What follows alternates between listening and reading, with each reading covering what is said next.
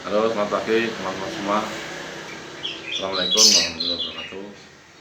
Dirgahayu Republik Indonesia yang ke-79. Salam merdeka. Teman-teman semua,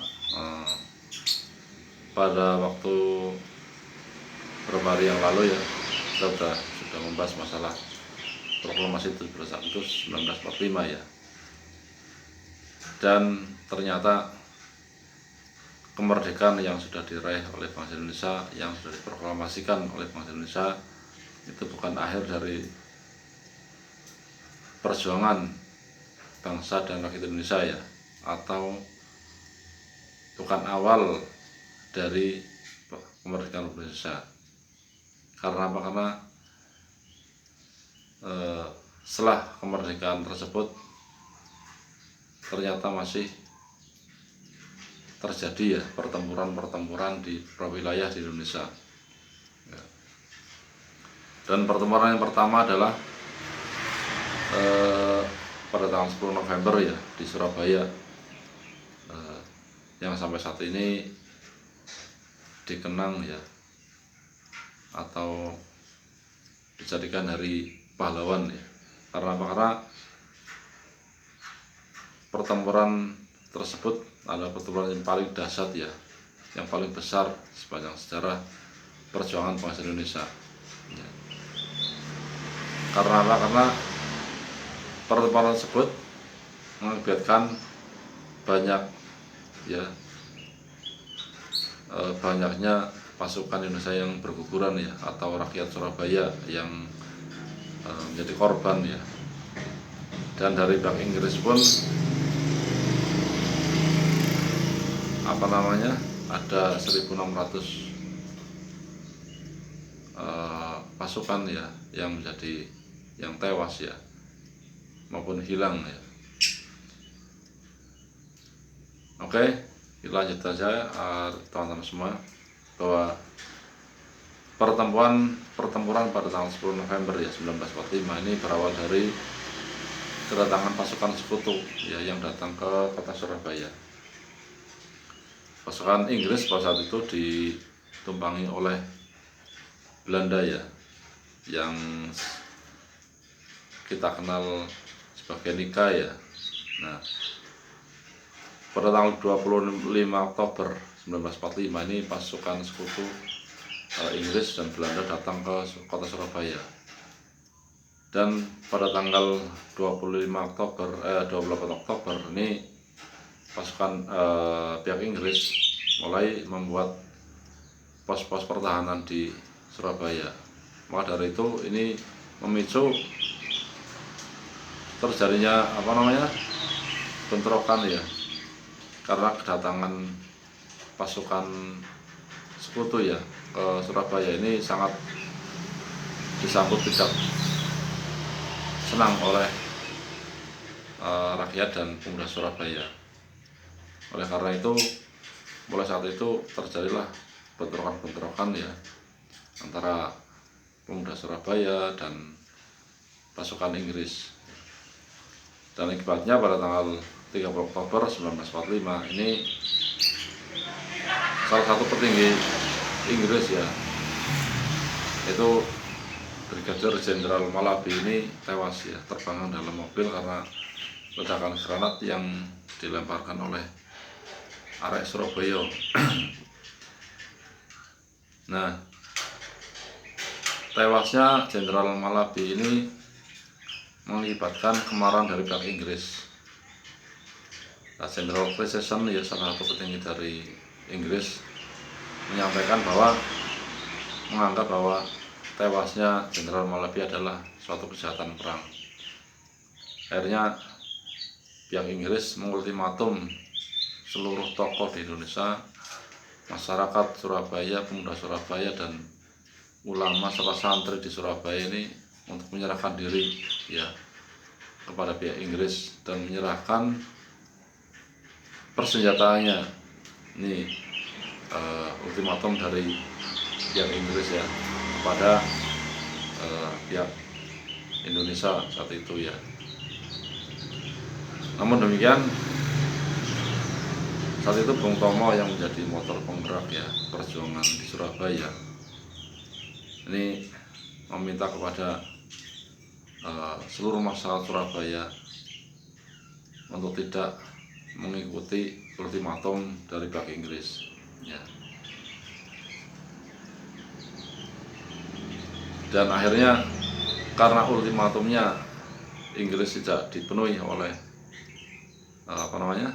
para tokoh Indonesia, masyarakat Surabaya, pemuda Surabaya, para tentara dan polisi Surabaya ini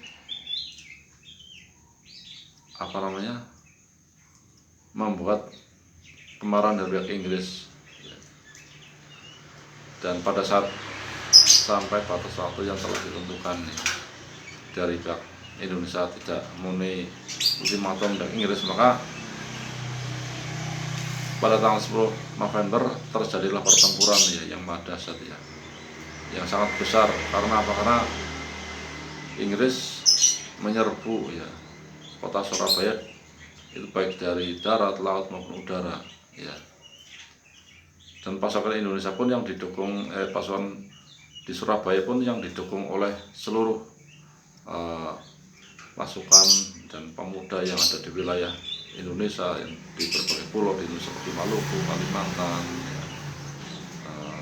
Sulawesi, Bali dan lain-lain ini sebelumnya sudah berdatangan ke Surabaya, sudah bersatu di Surabaya untuk menghadapi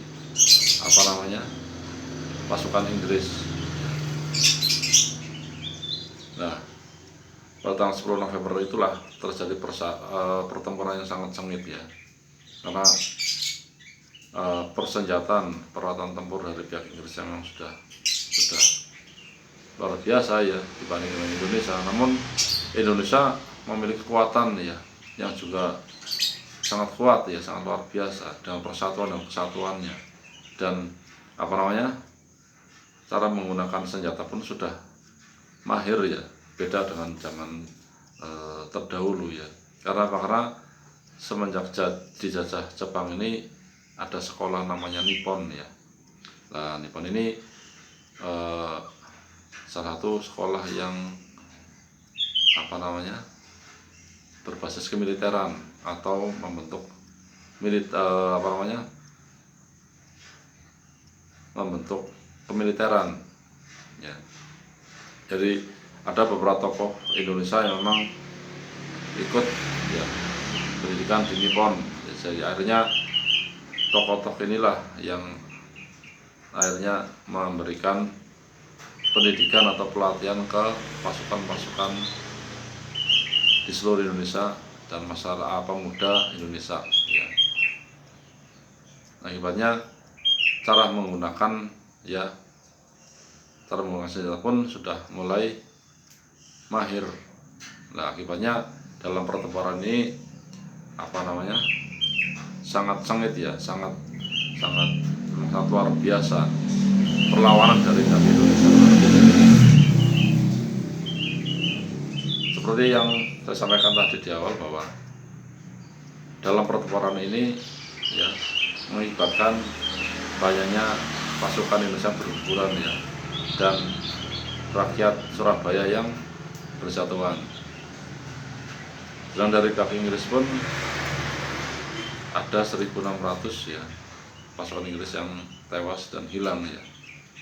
Dan dari pihak Indonesia sekitar 20.000 ya, baik pasukan maupun masyarakat sipil ya. Namun demikian banyaknya dari korban ini dari Indonesia, dari masyarakat sipil Surabaya, dan banyak juga masyarakat atau warga Surabaya yang mengungsi ya, atau meninggal kota Surabaya karena dahsyatnya saking besarnya ya pertempuran Surabaya. Walaupun Inggris akhirnya memenangkan pertempuran ini, namun demikian dari pihak Inggris mengakui bahwa pertempuran di Surabaya adalah pertempuran yang paling dahsyat dan bagaikan neraka ya. Jadi memang diakui oleh Inggris bahwa kekuatan Indonesia pada saat itu sudah mulai tangguh ya. Dan Belanda pun sudah mulai berpikir bahwa di Indonesia persatuan ini udah luar biasa dan sangat tangguh ya, dan juga di mata dunia pun ya, di mata internasional pun sudah mulai mengakui bahwa kekuatan Indonesia memang sudah luar biasa dan kemerdekaan memang harus dimiliki oleh Indonesia. Oke, saya lanjutkan. Ada sebuah lagu ya untuk mengenang kota Surabaya. Surabaya, Surabaya, oh Surabaya, kota kenangan yang tak terlupa. Di sanalah di Surabaya, kita bersatu menjadi padu. Nah, ini kita bersatu menjadi padu ini artinya bahwa seluruh pejuang yang ada di Indonesia bersatu di Surabaya untuk menghadapi Inggris. Sudah kita bayangkan bagaimana dahsyatnya pertempuran bersatu itu ya. Maka dari itu dengan banyaknya korban, dengan pasukan Indonesia atau pemuda Indonesia yang di Surabaya berguguran, akhirnya dikenanglah kota Surabaya menjadi kota pahlawan. Dan sampai saat ini 10 November ya itu dijadikan sebagai hari pahlawan. Oke rekan semua, demikian sekilas cerita sejarah perjuangan atau pertempuran di Surabaya ya, 10 November di Surabaya tahun 1945 ya. Mudah-mudahan ini menjadi pelajaran buat kita, bahwa khususnya buat generasi muda, bahwa kita harus menghormati atau menghargai jasa para pahlawan. Tanpa mereka kita tidak bisa merdeka seperti sekarang ini.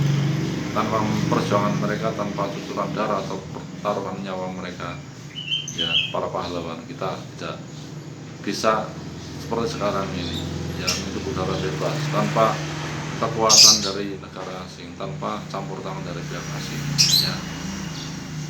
Negara Indonesia ini negara berdaulat, negara yang berdiri sendiri, dan kemerdekaan yang diraih oleh para pejuang, para pahlawan Indonesia ya, bukan kemerdekaan yang diberikan oleh negara lain ya. Jadi negara Indonesia bukan negara boneka, bukan negara persemakmuran, bukan negara